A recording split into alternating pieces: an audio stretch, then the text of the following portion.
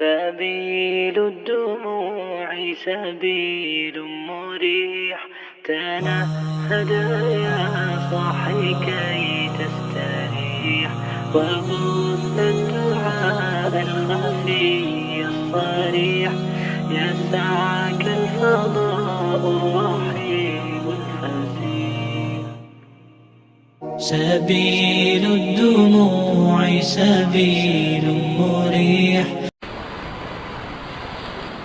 الحمد لله وكفى وسلام على عباده الذين اصطفى أما بعد أعوذ بالله من الشيطان الرجيم بسم الله الرحمن الرحيم وتوبوا إلى الله جميعا أيها المؤمنون لعلكم تفلحون سبحان ربك رب العزة عما يصفون وسلام على المرسلين والحمد لله رب العالمين. اللهم صل على سيدنا محمد وعلى آل سيدنا محمد وبارک وسلم.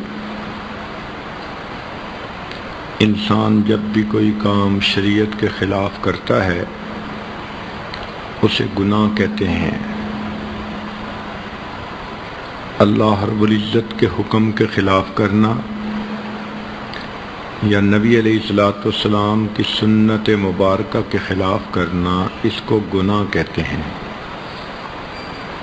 ایسا کام انسان کے دل پر ظلمت آنے کا باعث ہوتا ہے. نیکی کرنے سے دل منور ہوتا ہے، گناہ کرنے سے دل سیاہ ہوتا ہے. اگر گناہوں پہ گناہ ہوتے رہیں تو یہ دل اتنا سیاہ ہو جاتا ہے کہ ظلمات بعضها فوق بعض، ظلمتوں کے اوپر ظلمتیں، اندھیروں پہ اندھیرا، دل بالکل سیاہ ہو جاتا ہے، سخت ہو جاتا ہے. چنانچہ گناہوں کے کچھ اثرات ہیں جن میں سے ایک اثر یہ کہ گناہ انسان کے دل کو پریشان رکھتا ہے. کوئی آدمی کتنے ہی کامیاب طریقے سے گناہ کیوں نہ کرے، اس کا دل پریشان ہوتا ہے. اسے روکنے والا کوئی نہ ہو، اسے سمجھانے والا کوئی نہ ہو، اس کے لیے گناہ کرنے کا موقع میسر ہو، پھر بھی یہ گناہ اس کے دل کو پریشان رکھے گا. یہ ایک روگ ہے جو انسان اپنے دل میں پال لیتا ہے، جس کی وجہ سے دل کا سکون اور چین لٹ جاتا ہے. وہ نوجوان بچے جو غیر کے ساتھ انوالو ہو جاتے ہیں، آپ ان کی زندگیوں کو دیکھیں، نہ ان کو سکون ہے، نہ رات کی نیند ہے، نہ ان کو کسی سے بات کرنے کا وقت ہے. ہر وقت اپنے خیالوں میں ڈوبے ہوئے اور الجھے ہوئے اور پریشان. ایسے لگتا ہے کہ سکون تو ان سے روٹھ ہی گیا ہے.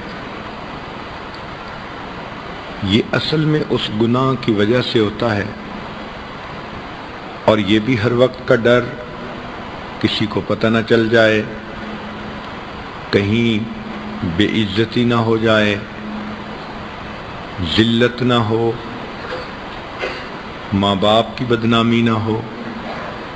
تو ایک گناہ کی وجہ سے پریشانیوں کے دروازے کھل جاتے ہیں. کتنے لوگ ہیں جن کو اللہ نے مال و منال دیا، دنیا کی ہر نعمت دی، وہ ایئر کنڈیشن کمروں کے اندر کمبل میں لیٹے ہوتے ہیں، نرم گدے ہوتے ہیں، مگر ان کو نیند نہیں آتی، کروٹیں بدلتے رہتے ہیں، بلکہ نیند کی گولیاں کھاتے ہیں پھر بھی نیند نہیں آتی۔ پھر کہتے بھی ہیں کہ جی جو چاہتے ہیں کھاتے ہیں پیتے ہیں، جہاں چاہتے ہیں سوتے ہیں، دل پریشان ہے۔ اس کی وجہ یہ کہ دل کے سکون کا تعلق نیکی کے ساتھ ہے۔ کتنی تسکین ہے وابستہ تیرے نام کے ساتھ، نیند کانٹوں پہ بھی آ جاتی ہے آرام کے ساتھ۔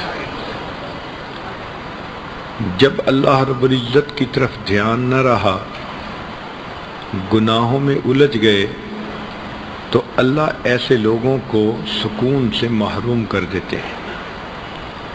گناہ کرتے ہیں مزے لینے کے لیے اور الٹا گناہ کر کے پریشان ہو جاتے ہیں۔ تو گناہوں کی ایک تاثیر تو یہ کہ انسان کا دل پریشان رہتا ہے، اور دوسری بات یہ کہ گناہ کی وجہ سے انسان سے نیکی کی توفیق چھین لی جاتی ہے۔ نماز پڑھنے کو دل نہیں چاہتا، دعا مانگنے کو دل نہیں چاہتا، فجر میں اٹھا نہیں جاتا، پردہ کرنا بوجھ نظر آتا ہے، جھوٹ پہ جھوٹ بولنے پڑتے ہیں۔ چنانچہ دین پابندیاں ہی پابندیاں نظر آتی ہیں۔ انسان پریشان ہوتا ہے کہ کیوں میری طبیعت شریعت کی طرف مائل نہیں ہوتی۔ اس کی بنیادی وجہ کہ گناہوں کی ظلمت انسان کو نیکی کی توفیق سے محروم کر دیتی ہے۔ تلاوت کرنے بیٹھیں تو آدھا صفحہ پڑھ کے تھک جاتے ہیں، ویسے ٹی وی دیکھنے بیٹھیں تو گھنٹوں بیٹھے رہو، ڈرامے دیکھو، فلمیں دیکھو، گانے سنو، گھنٹوں طبیعت ٹھیک رہتی ہے، لیکن مصلی پہ آ کے کھڑا ہونا مصیبت نظر آتی ہے۔ یہ گناہ کی ظلمت ہے کہ انسان سے نیکی کی توفیق چھین لی جاتی ہے۔ تو ایک تو گناہ سے دل سیاہ ہوتا ہے، دوسرا دل کا سکون لٹ جاتا ہے، اور تیسرا نیکی کی توفیق چھین لی جاتی ہے۔ اس لیے ہمیں چاہیے کہ ہم گناہوں کو چھوڑ کر نیکوکاری کی زندگی گزارنے کے عہد کریں۔ ابن تیمیہ رحمۃ اللہ علیہ نے اپنی کتاب الایمان الاوسط میں 10 وجوہات لکھی ہیں جن سے انسان کے گناہ معاف ہوتے ہیں۔ امید ہے کہ مستورات ان 10 وجوہات کو توجہ کے ساتھ سنیں گی اور کوشش کریں گی کہ جتنے گناہ بخشوا سکیں اتنا بہتر ہے۔ سب سے پہلی چیز جس سے گناہ معاف ہوتے ہیں اس کو کہتے ہیں توبہ۔ توبہ کا مطلب ہوتا ہے تنزیہ القلب عن الذنب، کہ دل کو گناہ سے انسان خالی کر لے، دل میں گناہ کی حسرت نہ رہے، دل میں گناہ کی چاہت نہ رہے، دل پاک ہو جائے۔ پہلے دل پاک ہوگا، پھر گناہوں سے انسان کا چھٹکارا ہوگا۔ عہد کرے کہ اللہ میں نے آئندہ گناہ نہیں کرنے۔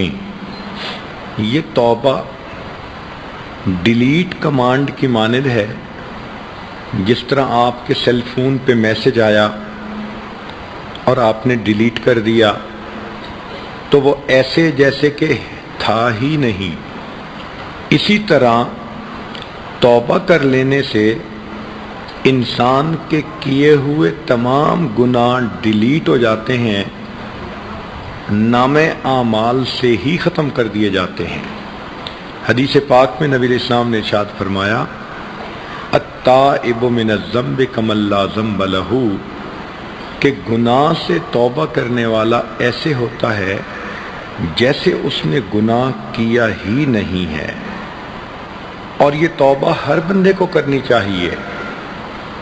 کافر ہے تو کفر سے توبہ کرے، عام مسلمان ہے تو گناہ کبیرہ سے توبہ کرے۔ اگر کوئی کہے میں تو گناہ کبیرہ نہیں کرتا تو وہ غفلت سے توبہ کرے کہ وقت غفلت میں گزر جاتا ہے۔ اگر کوئی کہے کہ میں تو اللہ سے غافل بھی نہیں ہوتا تو اس کو بھی چاہیے کہ وساوس نفسانی اور شیطانی سے توبہ کرے۔ نیک لوگوں کو بھی شیطانی نفسانی وساوس آتے رہتے ہیں، حتیٰ کہ دوران نماز بھی آ جاتے ہیں۔ اگر کوئی بندہ یہ دعویٰ کرے کہ میری جمعیت حضوری اتنی ہو گئی کہ مجھے نفسانی خواہشات شہوات بھی پریشان نہیں کرتی، تو اس کو چاہیے کہ اپنے اخلاص کی کمی پہ توبہ کرے۔ کوئی بندہ یہ دعویٰ نہیں کر سکتا کہ میں پورے اخلاص کے ساتھ عبادت کر رہا ہوں، جب اللہ کے پیارے حبیب صلی اللہ علیہ وسلم نے فرما دیا ما عبدناک حق عبادتک، اے اللہ ہم نے آپ کی عبادت نہیں کی جیسے کہ کرنی چاہیے تھی، تو دنیا کا کون انسان ہے جو یہ سوچے کہ میں نے تو عبادت کا حق ادا کر دیا؟ اس لیے اخلاص کی کمی پر تو سب کو توبہ کرنی چاہیے۔ معلوم ہوا کہ نیک ہو یا برا ہو، ہر بندے کو اپنے حال کے مناسب توبہ کرنی چاہیے۔ یہاں ایک سوال پیدا ہوتا ہے کہ بعض گناہ ایسے ہوتے ہیں کہ کوشش کے باوجود نہیں چھوٹتے۔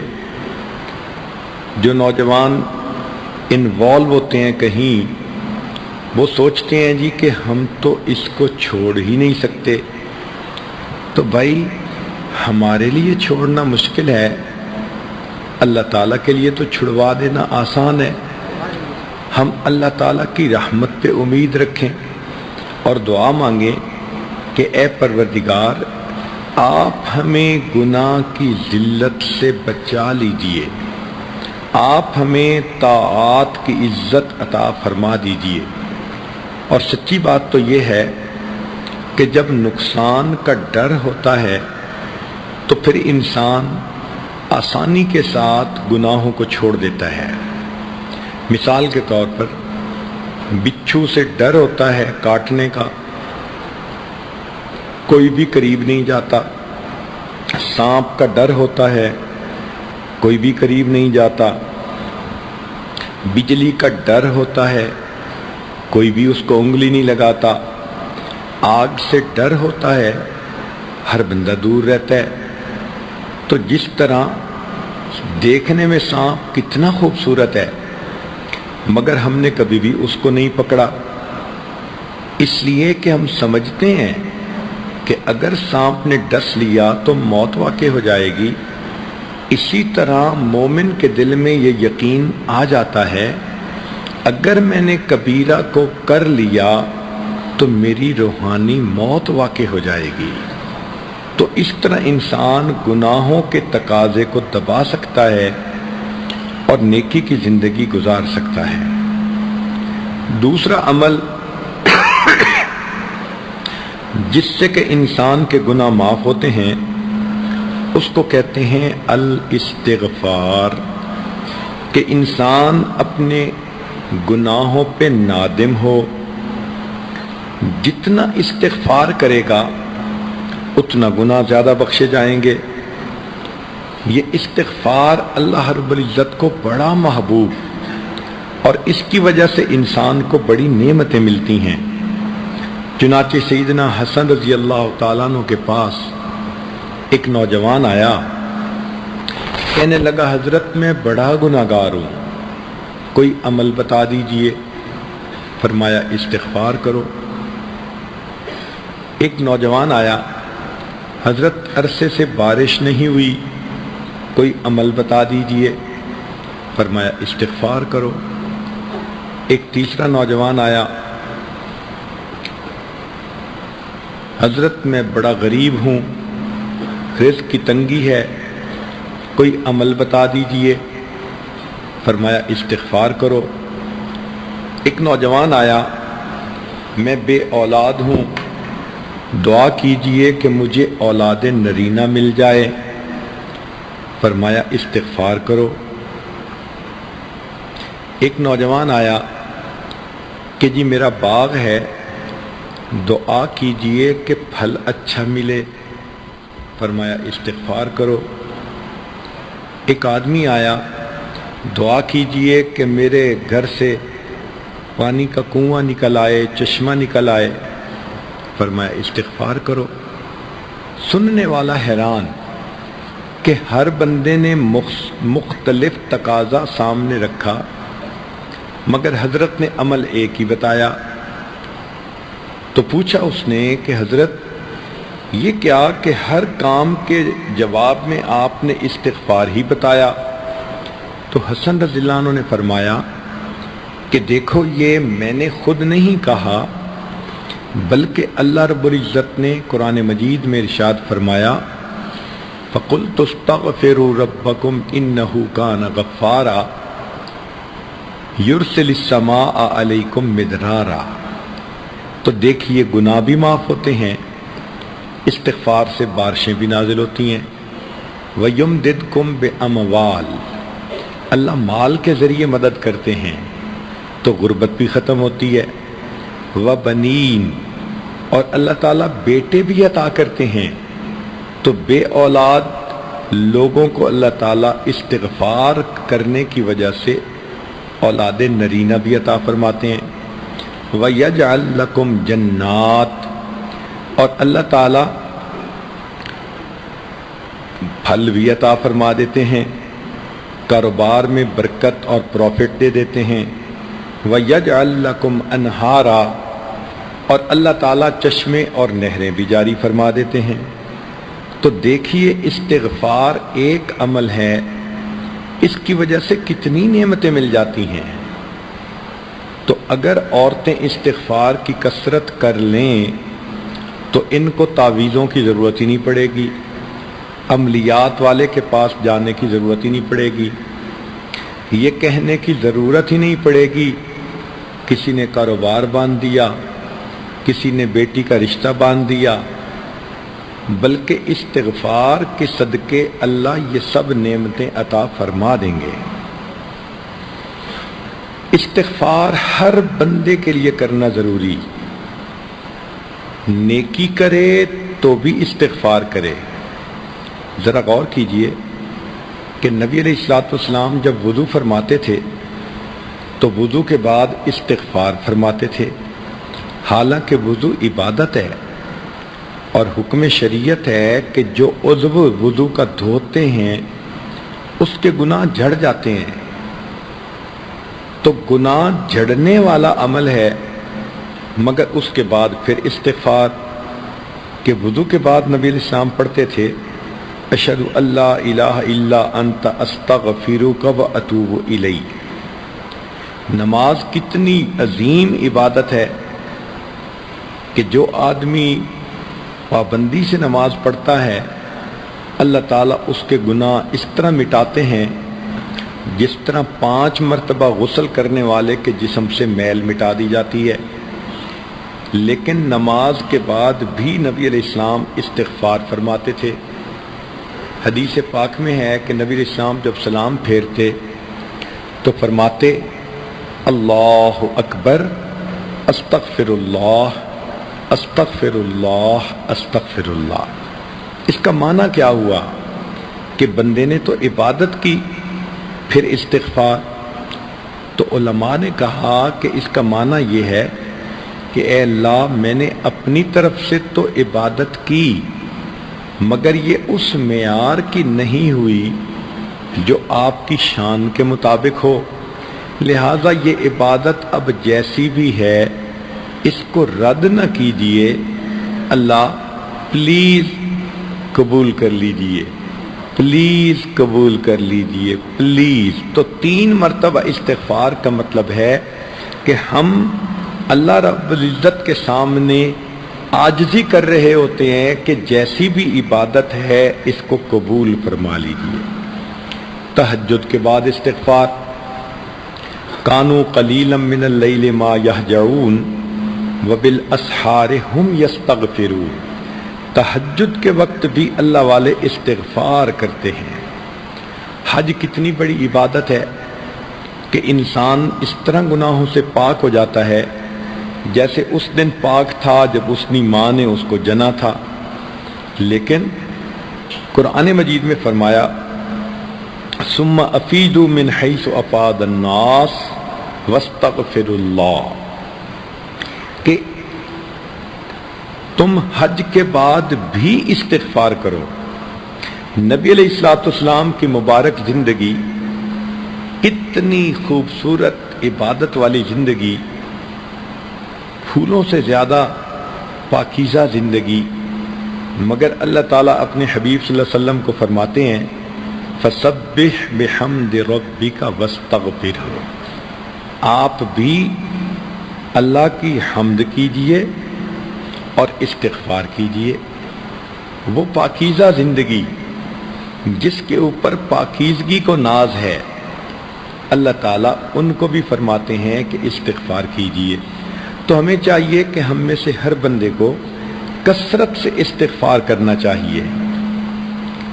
استغفر اللہ اتنا بھی پڑھ سکتی ہیں، اور اگر پورا پڑھیں استغفر اللہ ربی من کل ذنب واتوب الیہ تو بھی ٹھیک ہے.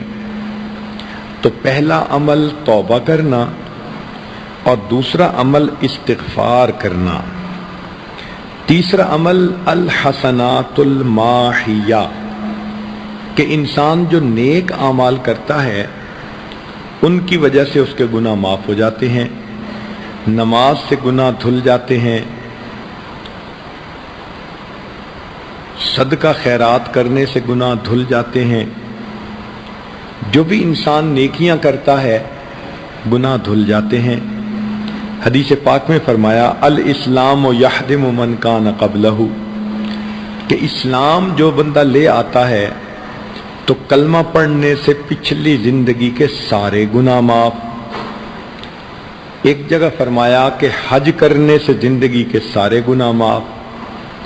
ایک حدیث پاک میں آیا ہجرت اللہ کے لیے کرے تو پچھلی زندگی کے سارے گناہ معاف. بنی اسرائیل کی ایک فاحشہ عورت تھی، اس نے پیاسے کتے کو دیکھا، اس کو پانی پلایا. پیاسے کتے کو پانی پلانے پر فاحشہ عورت کے گناہوں کو معاف کر دیا گیا. یہاں پر شیطان ایک دھوکہ دیتا ہے، دل میں یہ ڈالتا ہے تم تو بے پردہ پھرتی ہو، تمہاری نمازوں کا کیا فائدہ. یہ بہت بڑا دھوکہ ہے. بھائی بے پردہ پھرنا گناہ اپنی جگہ، نماز پڑھنے کی نیکی اپنی جگہ. کیا پتہ نماز کی پابندی سے اللہ پردے کی بھی توفیق عطا فرما دے. مگر شیطان کہتا ہے تم مدرسے میں پڑھتی ہو اور تمہارے ذہنی خیالات اچھے نہیں، پڑھنے کا کیا فائدہ. تو اگر ہم گناہوں کو نہیں چھوڑ پا رہے تو نیکی کرنا بھی تو نہ چھوڑے نا. نیک اعمال نہیں چھوڑنے چاہیے. کپڑا زیادہ میلا ہو تو صابن زیادہ لگانے کی ضرورت ہوتی ہے. یہ تو نہیں نا کہ جی صابن تھوڑا ہے دھونے کا کیا فائدہ. بھئی جتنا صابن ہے اتنی میل تو ختم ہوگی، پھر اور صابن کا بندوبست ہو جائے گا. تو انسان نیکی نہ چھوڑے، گناہ چھوڑے. شیطان کے ان خیالات کی وجہ سے، لوگوں کے تانے کی وجہ سے نیکی کو چھوڑ دینا یہ شیطان کا کام ہے. تو ہرگز نیکی نہیں چھوڑنی چاہیے، نیکی کے اوپر جمع رہنا چاہیے. بلکہ اگر گناہ زیادہ ہو رہے ہیں تو ان کو بخشوانے کے لیے نیکی بھی زیادہ کرنی چاہیے. زیادہ تلاوت کریں، زیادہ نفل پڑھیں، تہجد باقاعدگی سے پڑھیں، دعائیں لمبی مانگیں تاکہ ان گناہوں کی ظلمت ختم ہو جائے۔ لوگوں کے ساتھ حسن سلوک کے ساتھ رہنا، یہ چیزیں گناہوں کو مٹا دیتی ہیں۔ چنانچہ حدیث پاک میں ہے، دو مسلمان جب آپس میں ملتے ہیں، ایک دوسرے کو شیک ہینڈ کرتے ہیں، تو ان کے ہاتھ الگ کرنے سے پہلے ان کے گناہ اس طرح جھڑتے ہیں جیسے پت جھڑ کے موسم میں درختوں کے پتے جھڑ جاتے ہیں۔ تو عورتیں عورتوں سے سلام کریں، مرد مردوں سے سلام کریں تو یہ فضیلت مل سکتی ہے۔ چوتھا عمل جس سے کہ انسان کے گناہ معاف ہوتے ہیں وہ ہے دعاء المؤمنین للمؤمن، ایمان والوں کا ایک دوسرے کے لیے دعا کرنا۔ نماز پڑھیں تو اپنے لیے بھی دعا مانگیں، اپنے والدین کے لیے، گھر والوں کے لیے، رشتہ داروں کے لیے، پڑوسیوں کے لیے، ایمان والے جتنے بھی ہیں پوری امت کے لیے دعا مانگیں۔ اس لیے ہمیں قرآن مجید میں دعا سکھائی گئی، ربنا اغفر لنا ولإخواننا الذین سبقونا بالایمان، اے اللہ ہماری بھی مغفرت فرما اور ہم سے پہلے جو ایمان والے گزر گئے ان کی بھی مغفرت فرما، تو ان کے بھی گناہ معاف ہو جاتے ہیں۔ حدیث پاک میں ہے، ما من رجل مسلم یموت فیقوم علی جنازتہ 40 رجلا لا یشرکون باللہ شیئا الا شفعہم اللہ فی، کہ اگر کوئی آدمی فوت ہو جائے اور اس کا جنازہ 40 ایسے بندے پڑھائیں جو ایمان والے ہوں، تو ان کے جنازہ پڑھانے کی وجہ سے اللہ میت کے گناہوں کو معاف فرما دیتے ہیں۔ تو ایک دوسرے کے لیے دعا کرتے رہنا چاہیے، کہنا بھی چاہیے۔ جب عمر لانو عمرے کے لیے جا رہے تھے تو حدیث پاک میں ہے کہ نبی علیہ السلام نے فرمایا، اے بھائی ہمیں اپنی دعاؤں میں نہ بھولنا۔ تو دعاؤں کے لیے ہم کہیں بھی صحیح، استاد کو، ماں باپ کو، اپنے بڑوں کو، کہ وہ ہمارے لیے دعا کرے۔ اور مزے کی بات تو یہ ہے کہ ہم اتنے اچھے بنیں کہ ماں باپ کی دعائیں لینے والے بن جائیں۔ یہ دعا انسان کی زندگی کا سرمایہ ہوتی ہے۔ پانچویں چیز جس سے کہ انسان کے گناہ معاف ہوتے ہیں، فرمایا ما یعمل للمیت من اعمال البر، کہ اگر کوئی بندہ فوت ہو جائے اس کی طرف سے جو نیک اعمال کیے جاتے ہیں تو اس کی وجہ سے اس میت کے گناہ معاف ہوتے ہیں۔ مثلا والدین کی طرف سے حج کیا، عمرہ کیا، قرآن مجید کی تلاوت کر کے ان کو بخش دیا، یتیم کو پالا، ان کے نام پر مدرسہ بنوایا، مسجد بنوائی، مہمان خانہ بنوایا، کسی غریب کی بچی کی شادی میں ہیلپ کر دی، تو یہ جتنے بھی نیک اعمال ہیں ان کا ثواب جو فوت ہو چکے ہیں ان کو پہنچ جاتا ہے۔ حضرت شیخ الحدیث رحمۃ اللہ علیہ نے فرمایا کتاب میں کہ ایک اللہ والے تھے، وہ قبرستان کے قریب سے گزرے، انہوں نے کچھ پڑھ کر ان کو پھونک دیا، بخش دیا۔ چنانچہ رات کو انہوں نے خواب دیکھا کہ اس قبرستان کے سارے موتا اکٹھے ہیں اور ایک بندہ آتا ہے، اس کے پاس ایک گٹھڑی ہے، وہ کھولتا ہے تو سارے موتا، سارے میت اس کی طرف بھاگتے ہیں، ایک بندہ اپنی جگہ بیٹھا رہتا ہے۔ تو اس نے اس سے پوچھا کہ یہ کیا معاملہ ہے؟ اس نے بتایا کہ دیکھو یہ جو دعائیں ہوتی ہیں ایمان والوں کی، یہ ایک ڈاک ہمیں روزانہ پہنچتی ہے اور ہر میت کو تمنا ہوتی ہے کہ میری ڈاک زیادہ سے زیادہ مجھے مل جائے، تو یہ بھاگے ہیں اپنا حصہ لینے کے لیے۔ اس نے کہا آپ کیوں نہیں بھاگے؟ اس نے کہا میرا ایک نوجوان بیٹا ہے جو حافظ قرآن ہے، وہ فلاں بازار میں دکان کرتا ہے، اور جب گاہک نہیں ہوتے تو وہ بیٹھ کے قرآن پڑھتا رہتا ہے، تو مجھے روزانہ اتنا قرآن پڑھنے کا ثواب مل جاتا ہے کہ مجھے کوئی جلدی نہیں، سب اپنا میرا حصہ لے لیں گے تو میں بھی جا کے لے لوں گا۔ آنکھ کھل گئی۔ اس بندے نے سوچا کہ میں جا کے دیکھوں تو صحیح۔ اس بازار میں گیا، دیکھا کہ نوجوان ہے، دکان پہ بیٹھا ہے، گاہک ہوتے ہیں تو وہ اپنی چیزیں بیچتا ہے، گاہک نہیں ہوتے تو وہ زیر لب قرآن پڑھ رہا ہے۔ سمجھ گئے کہ میرا خواب سچا تھا۔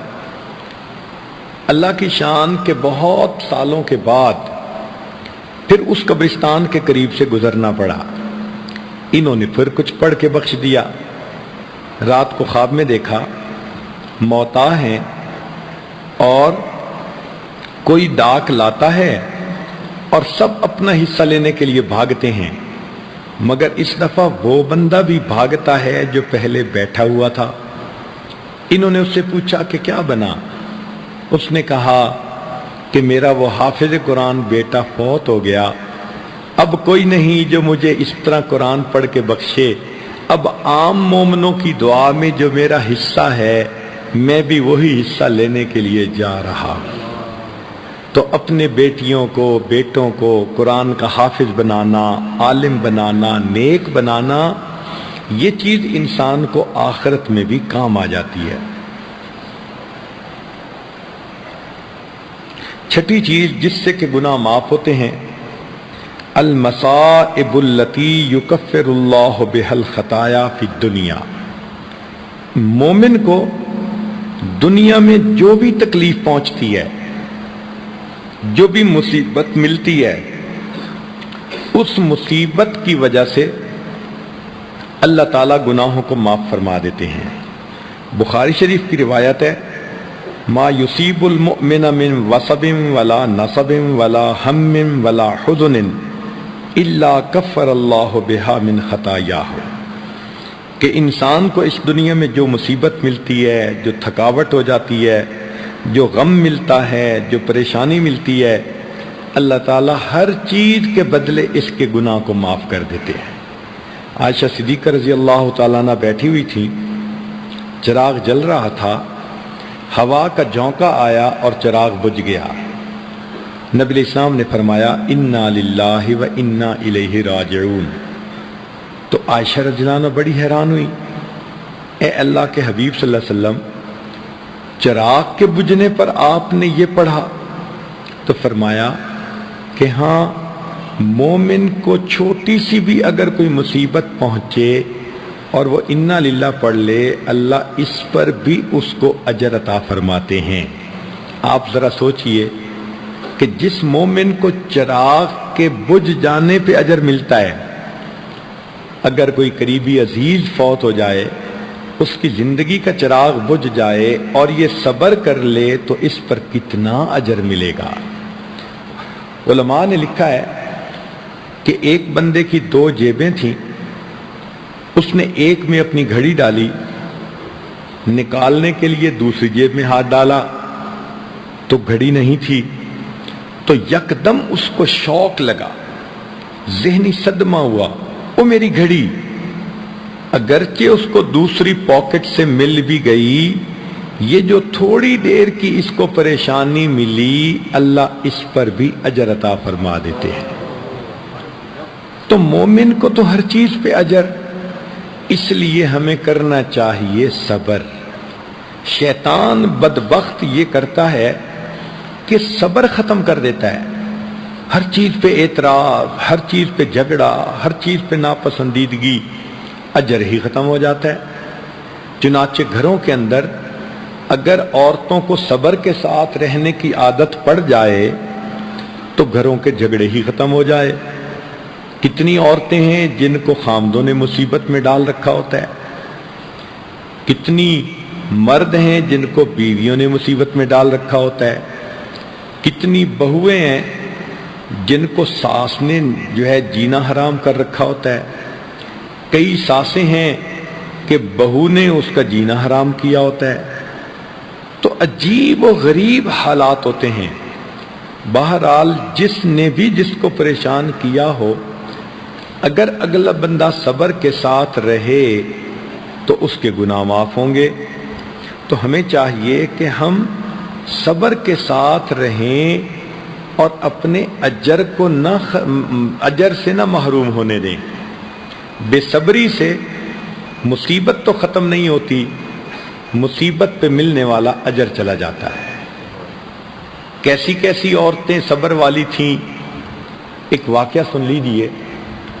ایک صاحب فرماتے ہیں کہ میں طواف کر رہا تھا، ایک عورت کو دیکھا جو کہہ رہی تھی اللہ میں اس حال میں بھی تجھ سے راضی ہوں. تو میں نے اس سے پوچھا کہ کیا ہوا؟ وہ کہنے لگی کہ میرے گھر میں 3 بیٹے تھے چھوٹے. میں ایک دن تنور پہ روٹیاں لگا رہی تھی تو 2 بچے کمرے میں کھیل رہے تھے اور ایک بچہ میرے قریب رینگ رہا تھا.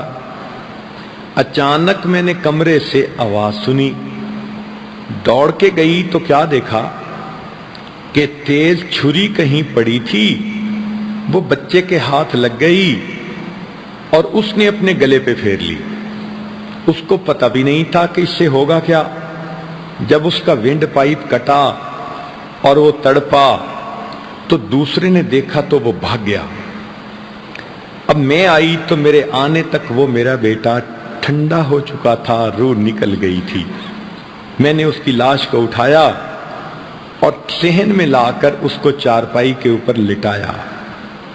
تو میں نے محسوس کیا کہ میرا دوسرا بیٹا ڈر خوف سے کہیں بھاگ گیا. پتہ تو کروں کہاں ہے. تو کمرے میں لکڑیاں پڑی تھیں صحن میں، وہ لکڑیوں کے پیچھے جا کے چھپ گیا تھا.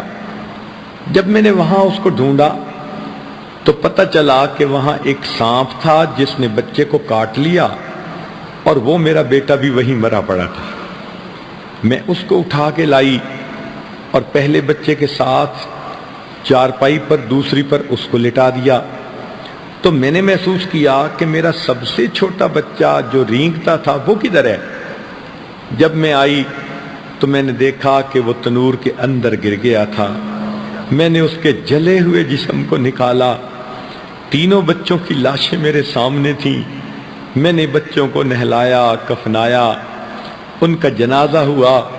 جب ان کو دفن کر دیا گیا میں عمرے پہ آ گئی اور میں طواف کرتے ہوئے یہ دعا کر رہی تھی اللہ میں اس حال میں بھی تجھ سے راضی ہوں. جس پروردگار نے بیٹوں کی نعمتیں دی اسی پروردگار نے مجھ سے واپس لی. تو سوچئے کہ ان مصیبتوں کی حالت میں بھی صبر کرنے والے صبر کرتے ہیں. حدیث مبارکہ ہے، نبی علیہ السلام نے ارشاد فرمایا میں قیامت کے دن جب جنت میں جانے لگوں گا ایک عورت ہوگی وہ میرے ساتھ ساتھ جنت میں داخل ہوگی.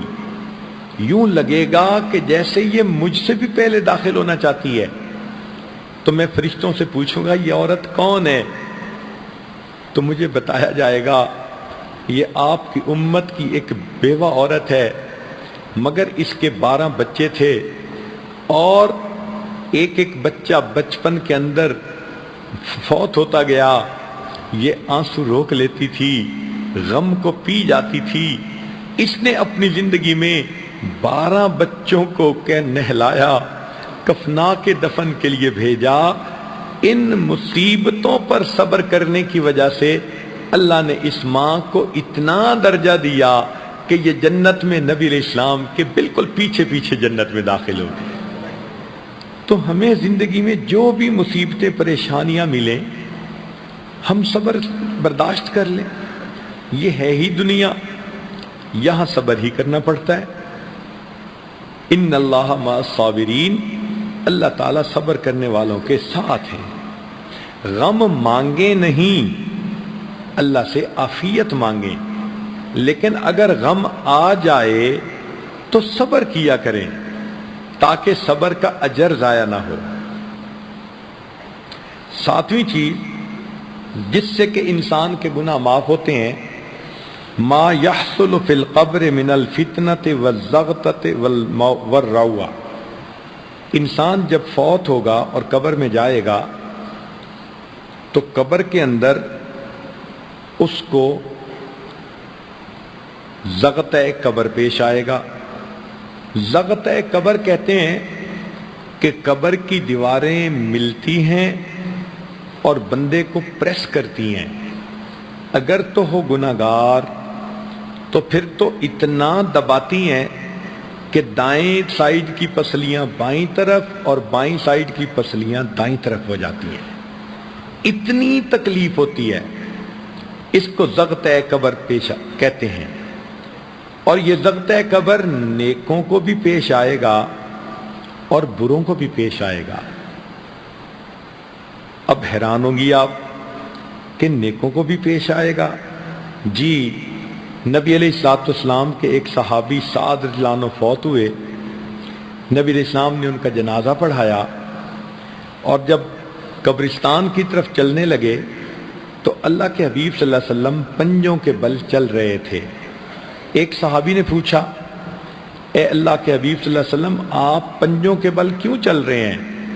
آپ صلی اللہ علیہ وسلم نے فرمایا، سعد کی نماز جنازہ میں شرکت کے لیے اتنے فرشتے آسمان سے اتر آئے کہ مجھے پاؤں رکھنے کی جگہ نہیں مل رہی۔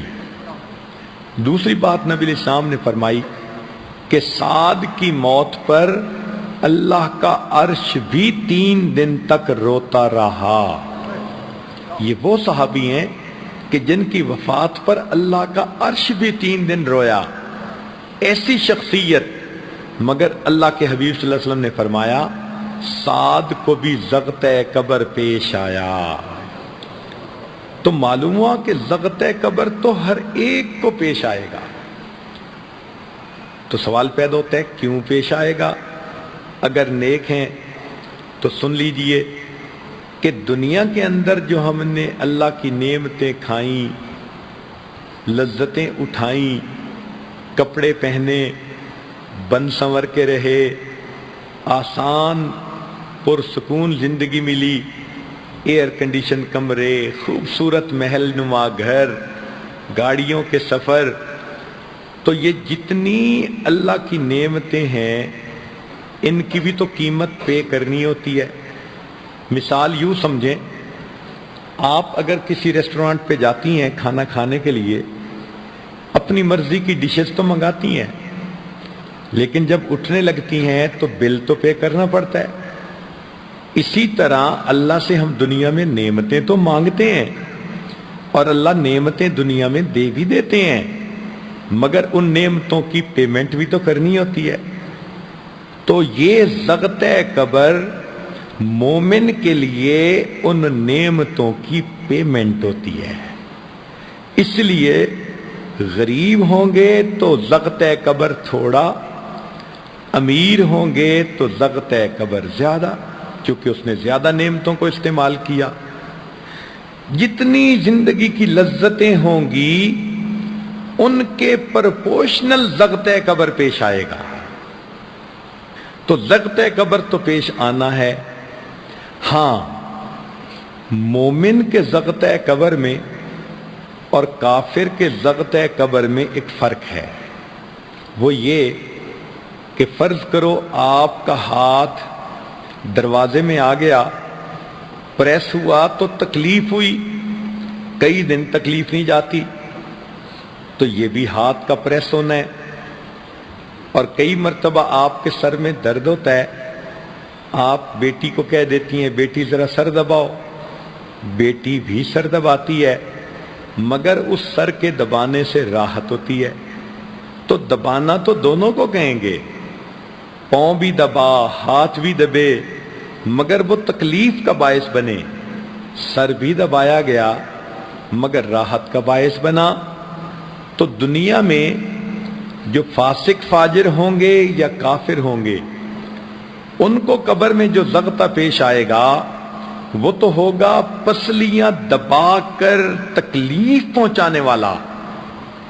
مومن کو جو زغطہ قبر پیش آئے گا وہ ہوگا درد سر کی حالت میں سر کو دبانے والا، وہ الٹا راحت کا سبب بنے گا، اور جو چھوٹے موٹے گناہوں کے میل ہوں گے اللہ ان کو بھی ختم فرما دیں گے۔ تو ضغط قبر کو بہانہ بنا کے اللہ رہے سہے گناہوں کو بھی معاف کر دیں گے۔ آٹھویں چیز جس سے گناہ معاف ہوتے ہیں، احوال یوم القیامت وکربھا وشدائدھا۔ فرمایا قیامت کے دن جب انسان اللہ کے سامنے کھڑے ہوں گے تو اس وقت بہت زیادہ خوف کی کنڈیشن ہوگی، انبیاء بھی نفس نفسی پکارتے ہوں گے اور لوگ بھی اس وقت پریشان ہوں گے۔ ہر انسان اپنے گناہوں کے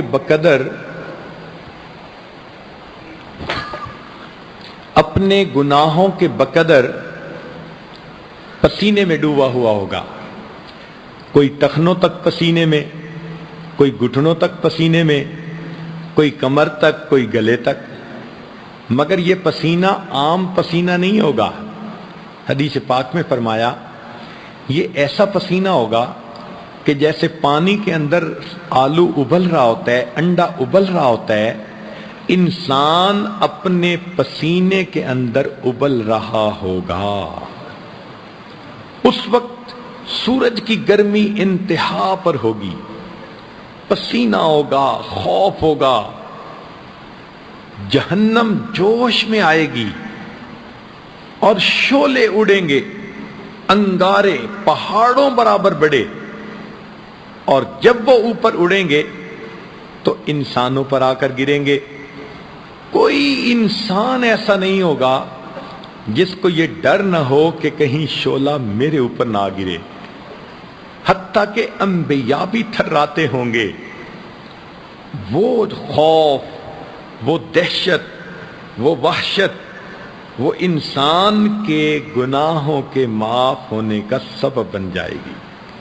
اس دن کی پیاس، اس دن کی ندامت انسان کے لیے گناہوں سے بچاؤ کا سبب بن جائے گی۔ نویں چیز جس سے گناہ معاف ہوں گے، فرمایا شفاعت النبی صلی اللہ علیہ وسلم فی اہل الذنوب یوم القیامہ۔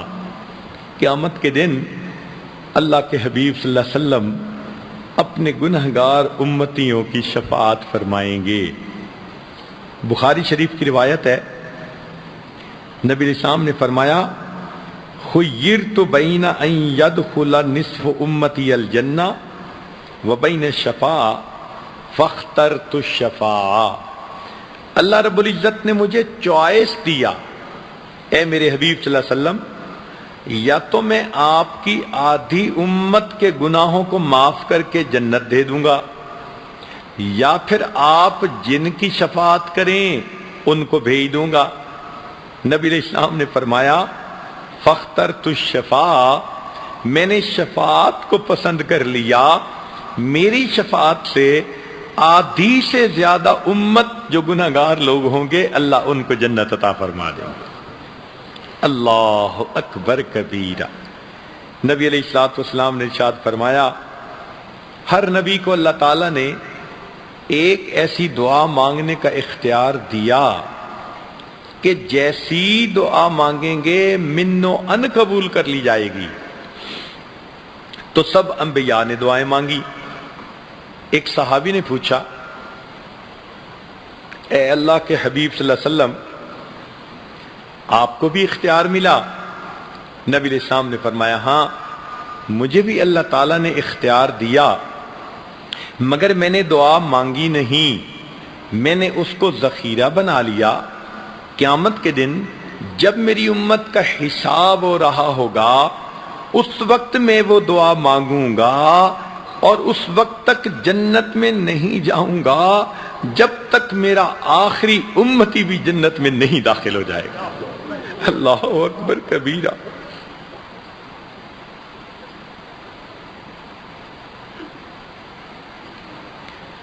لہذا ہمیں چاہیے کہ ہم نبی علیہ الصلوۃ والسلام کی ذات بابرکات پر کثرت سے درود شریف پڑھا کریں، ان کی سنتوں سے اپنے آپ کو مزین کیا کریں۔ یہ قیامت کے دن شفاعت ان لوگوں کو ملے گی جو نبی علیہ الصلوۃ والسلام کی سنت کا احترام کرنے والے لوگ ہوں گے۔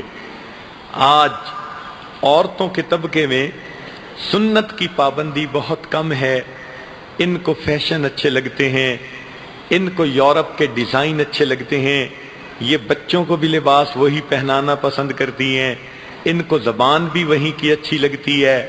چھوٹے چھوٹے بچوں کو اللہ کا نام سکھانے کی بجائے انگریزی کے لفظ سکھاتی ہیں، اور بچہ انگریزی کے لفظ بولے تو بڑا خوش ہو کے سمجھتی ہیں ہم نے کیا میدان سر کر لیا۔ گھروں کے اندر دیکھو رسم کی زندگی، رواج کی زندگی، سنت کا شوق بہت کم ہو گیا۔ خوش نصیب عورتیں ہوں گی جو اپنے گھروں کو سنت کا گلشن بناتی ہیں، اپنے بچوں کو سنت لباس سے سجاتی ہیں، اپنے بچوں کو سنت کی تعلیم دیتی ہیں، دسترخوان پہ کھانا کھانا، سنت کے مطابق کھانا، اپنے بچوں کو مسنون دعاؤں کی تعلیم دینا، سونے سے پہلے سنت دعا پڑھنا، جاگنے کے بعد سنت دعا پڑھنا، اپنے بچوں کو سنت کا شیدائی بنانا، یہ کام بہت کم عورتیں آج کرتی ہیں، جس کی وجہ سے قیامت کے دن پھر نبی علیہ السلام کی شفاعت ملنا مشکل ہوگا۔ اللہ کے حبیب صلی اللہ علیہ وسلم فرمائیں گے تم غیروں کے طریقے پسند کرتی تھی، تمہیں لباس ان کا پسند، گفتار ان کی پسند، طریقے ان کے پسند تھے، میرے طریقے تو تجھے اچھے ہی نہیں لگتے تھے، میں آج تیری کیا شفاعت کروں۔ اس دن احساس ہوگا جن سے وفا کرنی تھی ہم دنیا میں ان سے جفا کر بیٹھے، ہم نے اپنے حبیب صلی اللہ علیہ وسلم کے پیارے طریقوں کو گلے لگانے کی بجائے اپنے گھروں سے نکال دیا۔ چنانچہ آپ شادی کے موقع پر دیکھیے ہر کسی کو خوش کرنے کی کوشش ہوتی ہے، ہر رشتہ دار کو خوش کر لیتے ہیں۔ اگر کوئی رشتہ دار ناراض بھی ہو، عورتیں مردوں کو لے کے جاتی ہیں، ان سے معافی مانگ لیتی ہیں، ان سے سوری کر لیتی ہیں کہ جی شادی کا موقع ہے سب کو منا لو، حتیٰ کہ گھر کا ڈرائیور ناراض ہوتا ہے اس کو بھی منا لیا جاتا ہے، گھر میں کام کرنے والی عورت اگر ناراض ہوتی ہے اس کو بھی پیغام بھیج دیتے ہیں شادی کا موقع ہے اس کو بھی بلا لو، سب روٹھے ہوئوں کو منا لیا جاتا ہے۔ جب شادی کا وقت آتا ہے اللہ اور اس کے رسول صلی اللہ علیہ وسلم کے طریقوں کو گھر سے نکال دیا جاتا ہے۔ جس گھر میں سب روٹھے آ گئے اس گھر سے اللہ اور اس کے حبیب صلی اللہ علیہ وسلم کے طریقوں کو نکال دیا، تو ہم نے پھر ان کا تو مقام نہ سمجھا، ان کے ساتھ تو وفا نہ کی، ہم نے ان کے جو ہے ساتھ تو پھر دوستی نہ نبھائی، ہم نے تو پھر من مرضیاں کی۔ اگر زندگی ایسی گزاریں گے تو پھر قیامت کے دن اللہ کے حبیب صلی اللہ علیہ وسلم کی شفاعت کیسے نصیب ہوگی۔ آج وقت ہے ہم سنت کو اپنائیں، سنت والی زندگی گزاریں، اور گود سے لے کے گور تک جانے کی جتنی سنتیں ہیں سب کو اپنے طریق اپنی زندگی میں لاگو کریں، تو پھر قیامت کے دن جب سنت سے سجے ہوئے جائیں گے، اگر کوئی بیٹا خوبصورت کپڑے پہن کر ماں کے سامنے آ جاتا ہے، ماں کی آنکھوں میں نور آ جاتا ہے، دل میں سرور آ جاتا ہے۔ جو سنت کے مطابق زندگی گزارنے والا بندہ ہوگا قیامت کے دن اللہ کے حبیب صلی اللہ علیہ وسلم کے سامنے جائے گا، وہ آقا صلی اللہ علیہ وسلم کی آنکھوں کا نور بنے گا، آپ صلی اللہ علیہ وسلم کے دل کا سرور بنے گا۔ تو ہمیں چاہیے آج ہم نبی علیہ السلام سے قلبی تعلق کو جوڑیں، آپ صلی اللہ علیہ وسلم کو اپنی طرف سے درود شریف کے ہدیے اور تحفے بھیجیں، عبادات کے تحفے اور دعاؤں کے تحفے بھیجیں، تاکہ کل قیامت کے دن اللہ کے حبیب صلی اللہ علیہ وسلم کی شفاعت ہمیں بھی نصیب ہو، تاکہ اللہ تعالیٰ قیامت کے دن ہماری اس دن جو ہے وہ اللہ تعالیٰ ہماری بھی مغفرت فرما دے اور گناہوں کو اللہ تعالیٰ معاف فرما دے۔ علماء نے ایک نکتہ کتابوں میں لکھا ہے، جو فرماتے ہیں کہ اللہ تعالیٰ نبی علیہ السلام کے بارے میں فرماتے ہیں کہ فَتَّحَجَّتْ بِهِ نَافِلَةً لَكَ عَسَىٰ أَن يَبْعَثَكَ رَبُّكَ مَقَامًا مَحْمُودًا، اے میرے محبوب صلی اللہ علیہ وسلم تہجد کے نوافل ادا کیجئے، اللہ تعالیٰ آپ کو مقام محمود عطا فرمائیں گے۔ تو تہجد کے پڑھنے پر نبی علیہ السلام سے مقام محمود کا وعدہ ہے۔ مفسرین نے لکھا جو بندہ دنیا میں امتی ہو کر تہجد کی پابندی کی کوشش کرے گا تو مقام محمود پہ اللہ کے حبیب پہنچ کر ان کے لیے شفاعت کریں گے، تو محبوب کو مقام محمود کے شفاعت کا اختیار ملے گا، اور مومن کو تہجد کی پابندی سے نبی علیہ السلام کی شفاعت کی نعمت نصیب ہوگی۔ تو ہمیں چاہیے ہم نمازوں کی پابندی کریں، تہجد کی پابندی کریں، سنت والی زندگی کو اپنائیں، تاکہ قیامت کے دن کی ہمیشہ ہمیشہ کی ذلت سے ہم بچ جائیں، اپنے اللہ کو راضی کر کے ہم جنت میں جانے والوں میں سے بن جائیں۔ 9ویں چیز یہ تھی۔ اب 10ویں اور آخری چیز فرماتے ہیں رحمت اللہ وعفوہ ومغفرتہ بلا سبب من العباد۔ قیامت کے دن اللہ رب العزت اپنے بندوں پر بغیر کسی سبب کے رحمت فرما دیں گے۔ ماں کو بچے پہ پیار آتا ہے، بچہ تھپڑ مارتا ہے، ماں اس کا ہاتھ چوم لیتی ہے، وہ بدتمیزی نہیں سمجھتی، ماں جو ہوئی وہ محبت کی اسیر جو ہوئی، وہ بچے کے تھپڑ مارنے کو بھی پیار سمجھ لیتی ہے، نادانی سمجھ لیتی ہے، اور الٹا بچے کے ہاتھوں کو چوم لیتی ہے۔ حدیث پاک میں آتا ہے اللہ رب العزت نے اپنی رحمت کے 1000 حصے فرمائے، ایک حصہ اللہ نے دنیا میں ظاہر کیا، اس حصے کی وجہ سے میاں بیوی کی محبت، ماں باپ کی محبت، اولاد کی محبت، انسان کی ایک دوسرے انسان سے محبت، جانوروں کی، پرندوں کی جتنی محبتیں نظر آتی ہیں یہ اس ایک حصے کا کرشمہ ہے، اور 999 حصے اللہ تعالیٰ رحمت کے قیامت کے دن کھولیں گے۔ سوچئے تو صحیح، پھر اللہ تعالیٰ ایمان والوں پر کتنے کریم، کتنے رحیم، کتنے مہربان ہوں گے۔ فرمایا وَكَانَ بِالْمُؤْمِنِينَ رَحِيمًا، اے میرے بندو تم دنیا میں ایمان بچا کے چلے آؤ گے تو پھر دیکھنا میں قیامت میں تمہارا کیا اکرام کرتا ہوں، میں تمہارے لیے کیا مہربانیاں کرتا ہوں۔ تو اللہ تعالیٰ قیامت کے دن اپنے بندوں پر مہربانی فرمائیں گے اور ان کے گناہوں کو معاف کریں گے، صرف اس وجہ سے کہ ان اللہ بالناس لرؤوف الرحیم، ماں بچے پہ مامتا کی وجہ سے شفیق ہوتی ہے، اللہ اپنی رحمت کی وجہ سے اپنے بندوں پہ شفیق ہیں۔ اتنی رحمت ہوگی، حضرت قاری محمد طیب رحمت اللہ علیہ نے لکھا کہ قیامت کے دن اللہ تعالیٰ کی اتنی رحمت ہوگی کہ ایک وقت آئے گا شیطان بھی سر اٹھا کر دیکھے گا شاید میری بھی مغفرت ہو جائے۔ اگر شیطان کو بھی امید لگ سکتی ہے تو پھر کلمے والوں کی تو مزے ہوں گے جو ایمان بچا کے دنیا سے چلے گئے۔ اللہ کی رحمت ہوگی اور اللہ کی رحمت سے سارے جنت میں چلے جائیں گے۔ امام غزالی رحمت اللہ علیہ نے عجیب واقعہ لکھا ہے، وہ سنا کے یہ عاجز بات کو مکمل کر دیتا ہے۔ فرماتے ہیں سب لوگ جن پر اللہ کی رحمت ہوگی جنت میں چلے جائیں گے، پھر اللہ انبیاء کو شفاعت کی اجازت دیں گے، لوگ جنت چلے جائیں گے، پھر علماء، شہداء، صلحاء، عام جنتی بھی شفاعت کریں گے، حتیٰ کہ جس کے دل میں ذرہ برابر بھی ایمان ہوگا سارے کے سارے بالآخر جہنم سے نکال کے جنت میں ڈال دیے جائیں گے۔ اس کے بعد وہ جہنمی رہ جائیں گے، یا تو مشرک کافر منافق ہوں گے، یا ایسے ہوں گے کہ جن کے دل میں ذرے سے بھی تھوڑا ایمان تھا، وہ لوگ جہنم میں رہ جائیں گے، حتیٰ کہ وہ آگ میں جلتے رہیں گے، جلتے رہیں گے۔ جب اللہ تعالیٰ چاہیں گے یا اللہ کی رحمت جب جوش میں آئے گی، اللہ تعالیٰ کیا کریں گے، ان جنتی، ان جہنمیوں میں اور جو مشرک کافر ہوں گے ان کے درمیان کی آگ کو اللہ تعالیٰ شیشے کی طرح ٹرانسپیرنٹ بنا دیں گے، وہ ایک دوسرے کو دیکھیں گے تو مشرک ان کو تانا دیں گے کہ ہم تو تھے ہی بتوں کے پوجنے والے، ہم تو تھے ہی ایمان نہ لانے والے، ہم تو تھے ہی ایمان سے محروم لوگ، ارے تم تو اپنے آپ کو مسلمان کہلاتے تھے، تم بھی یہی جل رہے ہو، ہمارے ساتھ اسی آگ میں جب مشرک تانا دیں گے وہ جہنمی روئیں گے۔ اللہ تعالیٰ دلوں کے بھید جاننے والے ہیں، مگر جبریل علیہ السلام کو بھیجیں گے، جبریل جاؤ دیکھو جہنمی کیوں رو رہے ہیں۔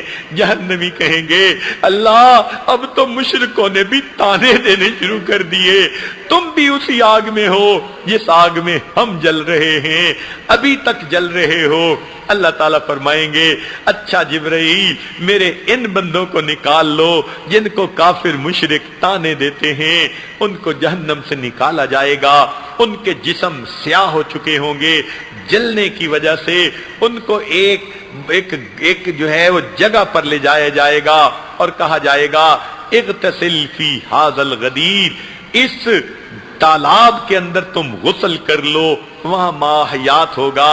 چنانچہ جب وہ اس میں غسل کریں گے دوبارہ صحیح شکلوں میں آ جائیں گے، پھر اللہ تعالیٰ اپنی رحمت سے ان کو جنت میں داخل کریں گے، مگر ان کے ماتھے پہ ایک مہر لگا دی جائے گی، اتقاء الرحمن، یہ رحمان کی رحمت کی وجہ سے بخشے گئے، یعنی یوں سمجھیں یہ رعایتی پاس لوگ ہیں، حقیقت میں تو فیل تھے مگر ممتحن نے رعایتی نمبر دے کے پاس کر دیا، ان کو جنت بھیجیں گے۔ جب وہ جنت میں آئیں گے رہنا شروع کریں گے، امام غزالی رحمت اللہ علیہ فرماتے ہیں جنتی ان سے مذاق کریں گے کہ دیکھو ہم تو اللہ کی رحمت سے پہلے جنت آ گئے اور تم تو رعایتی پاس ہو، تم جہنم کے تھرو ہو کر آئے ہو۔ جب جنتی مذاق کریں گے ایک وقت آئے گا وہ سارے اتقاء الرحمن جنت میں پھر اللہ سے فریاد کریں گے میرے مولا جب آپ نے جنت میں داخل کر ہی دیا یہ مہر کیا لگا دی، اس کو تو ہٹا دیجئے۔ پھر اللہ رب العزت اپنی رحمت سے وہ مہر ہٹا دیں گے اور وہ جنتیوں کے ساتھ مل کر جنت کی زندگی گزاریں گے۔ امام غزالی رحمت اللہ علیہ یہ حدیث مبارکہ لکھنے کے بعد فرماتے ہیں کاش مجھے بھی قیامت کے دن اتقاء الرحمن میں شامل کر لیا جاتا۔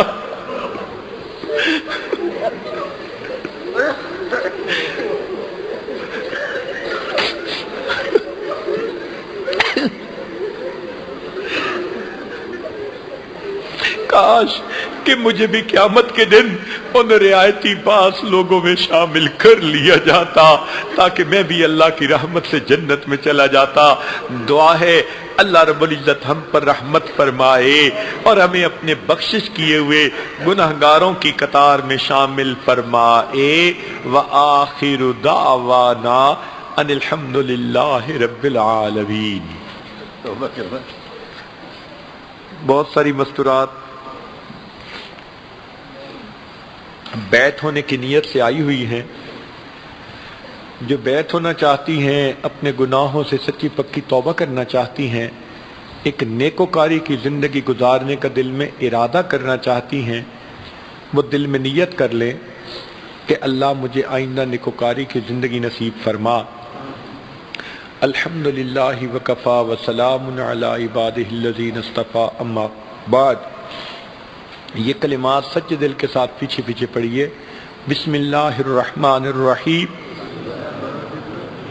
لا الہ الا اللہ محمد الرسول اللہ، آمنت باللہ وملائکتہ وکتبہ ورسلہ والیوم الآخر والقدر خیرہ وشرہ من اللہ تعالی والبعث بعد الموت، آمنت باللہ کما ہوا باسمائہ وصفاتہ وقبلت جمیع احکامہ اقرار باللسان وتصدیق بالقلب، اشہد ان لا الہ الا اللہ واشہد ان محمدً عبدہ ورسولہ۔ استغفر اللہ ربی من کل ذنب واتوب الیہ برحمتک یا ارحم الراحمین۔ ان کلمات کو پڑھنے سے اب آپ تو بتائب ہو چکی ہیں، بیت ہو چکی ہیں، چند معمولات سن لیجئے۔ 100 مرتبہ درود شریف صبح و شام، اللہم صلی علی سیدنا محمد وعلی آل سیدنا محمد وبارک وسلم۔ 100 مرتبہ استغفار صبح و شام، استغفر اللہ ربی من کل ذنب واتوب الیہ۔ روزانہ قرآن مجید کی تلاوت، ایک پارہ ہو تو بہت اچھا، ورنہ آدھا پارہ صحیح، یہ بھی نہیں پڑھا جاتا تو چلو ایک ربع صحیح، ایک ورق صحیح، ایک صفحہ صحیح، کچھ نہ کچھ پڑھا ضرور کریں۔ ہاں، جن دنوں میں عورتوں نے نماز نہیں پڑھنی ہوتی، قرآن مجید بھی نہ پڑھیں، اللہ بن پڑھے ان کو اجر اور ثواب ان دنوں میں عطا فرما دیتے ہیں۔ چوتھی چیز، چلتے پھرتے لیٹے بیٹھے دل میں اللہ تعالیٰ کا دھیان رکھیں۔ اس کو کہتے ہیں دست بکار دل بیار، ہاتھ کام کاج میں مشغول اور دل اللہ تعالیٰ کی یاد میں مشغول۔ اور پانچویں چیز ہے مراقبہ، ذکر قلبی۔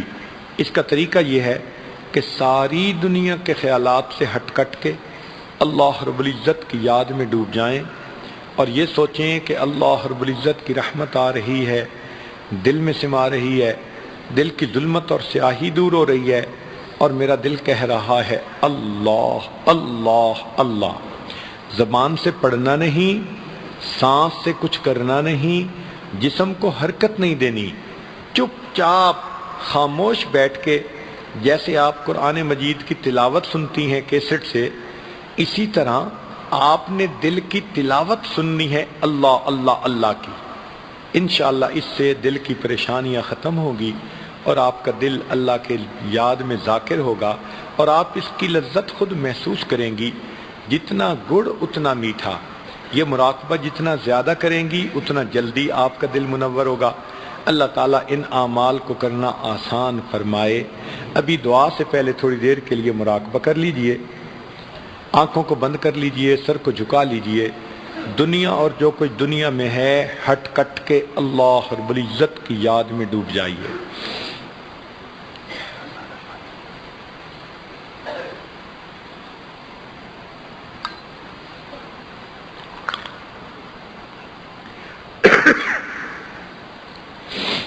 انسان جب اپنے اندر جھانکتا ہے اسے اپنی اصل تصویر نظر آتی ہے۔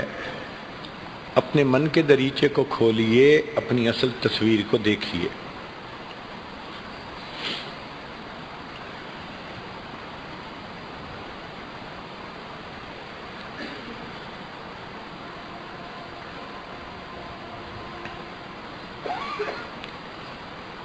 کسی اللہ والے نے نبی علیہ السلام کی شان میں اشعار کہے ہیں، خلاصہ یہ کہ اے اللہ کے حبیب صلی اللہ علیہ وسلم، اللہ نے دنیا میں میرے عیبوں پر پردے ڈال رکھے ہیں اور میں عزت کی زندگی گزارتا پھر رہا ہوں۔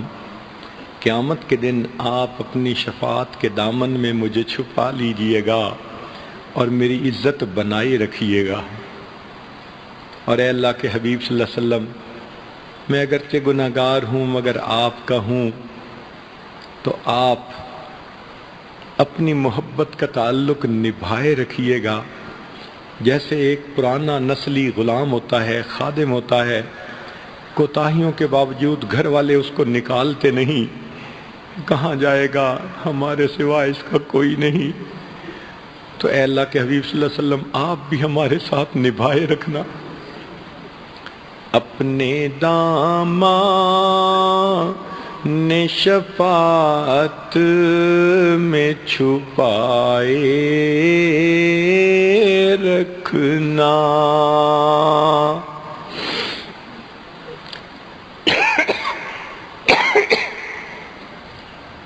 اپنے دامن نے شفاعت میں چھپائے رکھنا۔ میرے سرکار میری بات بنائے رکھنا، آپ کی یاد ستاتی ہے تو رو لیتے ہیں، اپنی یادوں کہ ہمیں روگ لگائے رکھنا، میں نے مانا کہ گناہگار ہوں پر آپ کا ہوں، میں نے مانا کہ گناہگار ہوں پر آپ کا ہوں، اس گناہگار سے سرکار نبھائے رکھنا، اس گناہگار سے سرکار نبھائے رکھنا،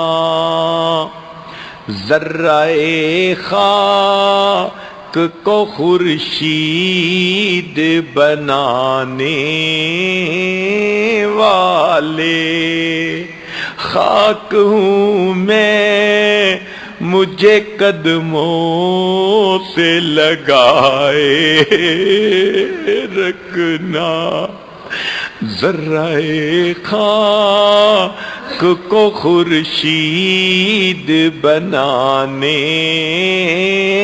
والے، خاک ہوں میں مجھے قدموں سے لگائے رکھنا، اپنے دامان شفاعت میں چھپائے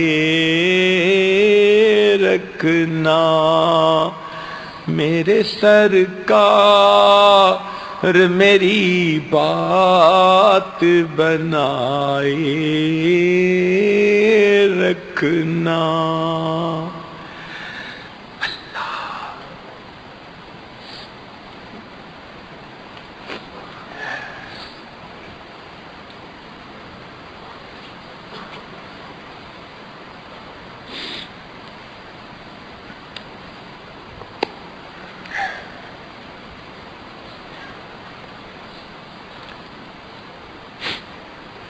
لا الہ الا اللہ محمد الرسول اللہ۔ دعا کر لیجئے، سبحان ربی العلی الوہاب، اللہم صلی علی سیدنا محمد وعلی آل سیدنا محمد وبارک وسلم۔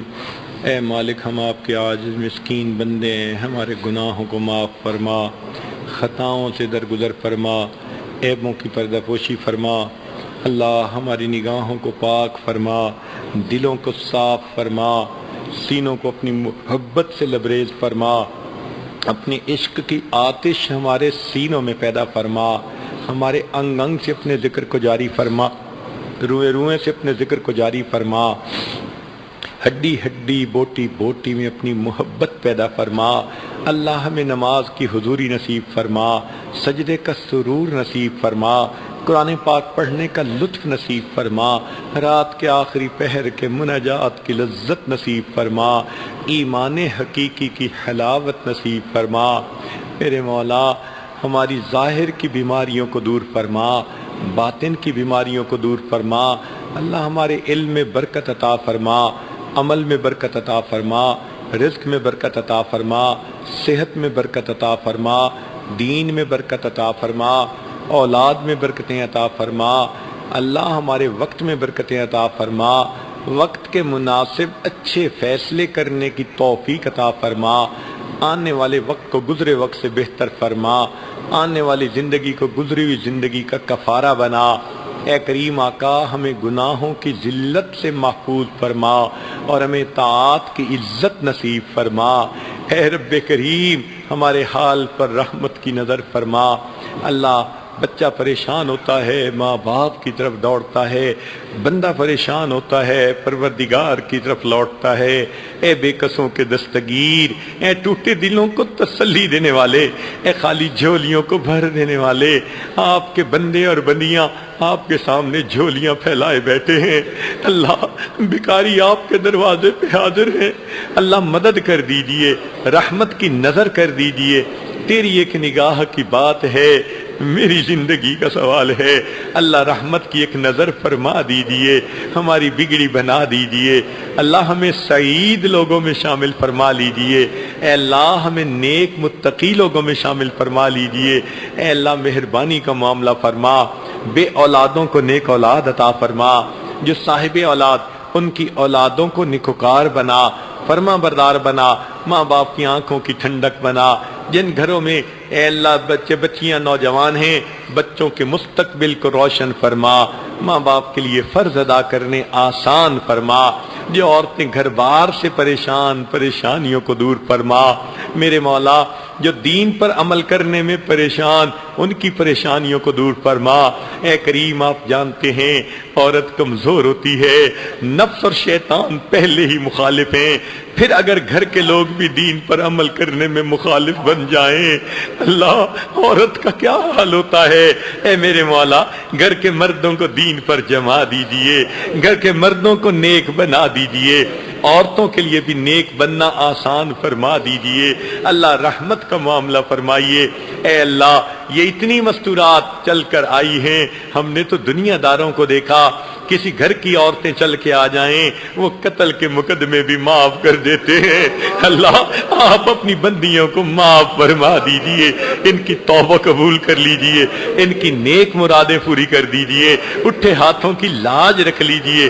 اے اللہ خالی نہ اٹھائیے، اے اللہ دھتکار نہ دیجئے، پروردگار مہربانی کا معاملہ فرمائیے۔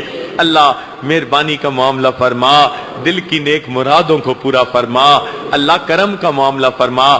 جتنے اس مجمع میں مرد ہیں یا عورتیں ہیں، اللہ سب کی اٹھنے سے پہلے بخشش فرما دیجئے اور آئندہ نیکوکاری کی زندگی عطا فرما دیجئے۔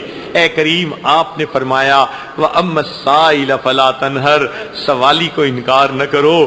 اے کریم آقا جب سوالی کو انکار کرنے سے ہمیں منع کر دیا جبکہ ہم اتنے کمزور ہیں، اے اللہ آپ تو خزانوں کے مالک ہیں، ہم آپ کے دروازے کے سائل ہیں، اللہ ہمیں جھڑکیاں نہ دیجئے، ہمیں اپنے در سے خالی نہ اٹھا دیجئے، اللہ ہماری دعائیں قبول کر لیجئے۔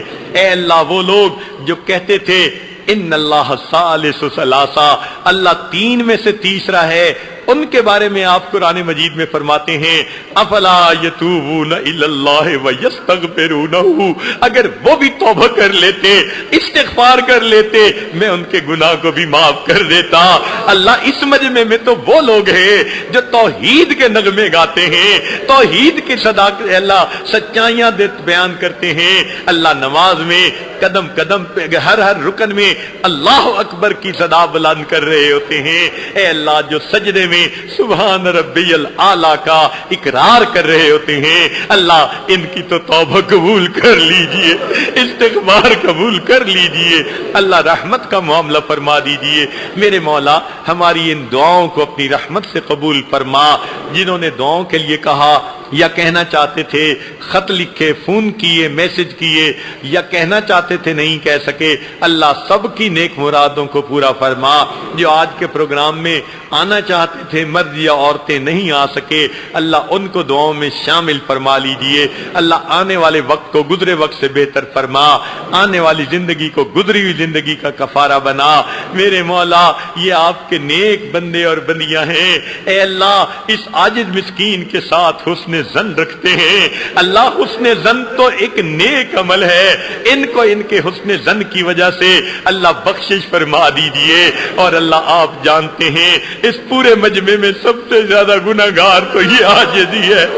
اے اللہ قیامت کے دن کی ذلت سے بچا لینا، قیامت کے دن کی رسوائی سے بچا لینا، اے اللہ آپ نے پردے رکھے ہوئے ہیں، اللہ یہ پردے سلامت رکھنا، اللہ جیسے آپ نے دنیا میں ستر پوشی فرمائی اللہ آخرت میں بھی ستر پوشی فرما دینا۔ میرے مولا ہماری ان دعاؤں کو اپنی رحمت سے قبول فرما۔